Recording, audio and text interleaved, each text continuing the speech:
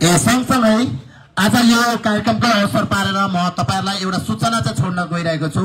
जुन सूचना चाहिँ 16 वर्ष पुगेर पनि 16 वर्ष पुगेर माथि गइसक्यो तर आईडी कार्ड पाएको छैन भने उसको त्यो भाइको त्यो नानीको आईडी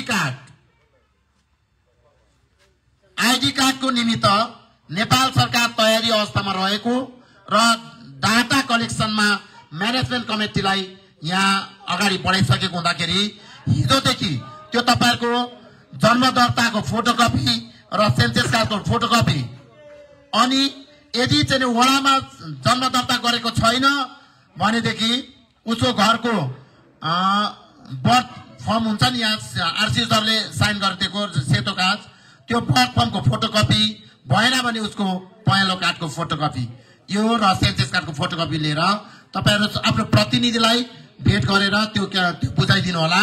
अब ढिलो भयो तपाईहरुको लिस्ट जिल्लामा पुगेन भने समस्या आउन सक्छ। त्यो समस्या तपाईलाई यो सूचना दिइरहेको छौं। त्यो समस्यामा नपरौं। धेरै वर्ष 8-10 वर्ष पछाडी नेपाल सरकारले यो अहिले खुल्दै गरेको हुँदाखेरि यस कुरामा सबै चाहिँ तपाईहरु गम्भीर बन्दिनु न म विनम्र अनुरोध गर्न चाहन्छु। सँगसँगै 2012 मा 2017 मा 2022 मा 2023 मा 2024 मा रिन्यू हुनुपर्ने थियो तर तपाईहरुको रिन्यू छुट्यो। रिन्यू गरेको छैन भने तपाईहरुले पनि त्यो तपाईहरुको आईडी कार्डको फोटोकपी र सेन्सस कार्डको फोटोकपी हामीलाई यहाँ प्रतिनिधिलाई बुझाइदिनु होला पनि भन्न चाहन्छु। यो सूचना म ब्राडबाट यहाँ बीआरसीएफ बाट यहाँ बीआरडब्ल्यूएफ बाट र एसएमसी बाट क्याम्प व्यापी होस् हाम्रो भाइ बहिनीहरु यो चीजबाट नछुटोस् पनि भन्न चाहन्छु।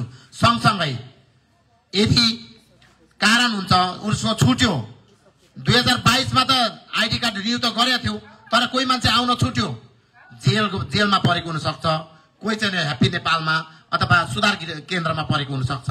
यदि त्यस्तो हो भने जेलमा पर्ने साथीहरुले पनि आफ्नो जेलबाट छुटपुर्जीको फोटोकपी एउटा 3 महिना पछाडी उसलाई सर्टिफिकेट दिन्छ।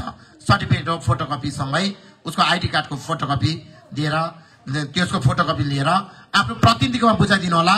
म प्रतिनिधि साथीहरुलाई पनि यहीँबाट भन्न चाहन्छु तपाईहरु अलि छिटो गरिदिनु होला। भोलिसम्ममा त्यो डेटा हामीले बुझाइसक्नुपर्ने जिल्लामा पुर्याइसक्नुपर्ने भएकोले गर्दा तपाई हामीले नै ढिलो गर्यौं भने ढिलोमा फेरि ढिलो हुन सक्छ र भोलि फेरि पनि नीति परिवर्तन भए पनि फेरि पनि शास्ति हामीले खेप्नु पर्ने हुन्छ। त्यसले गर्दा शास्ति नखेपौं बरु चाँडो भन्दा चाँडो फोटोकपी गरेर यहाँ प्रतिनिधिलाई बुझाउँ। धन्यवाद।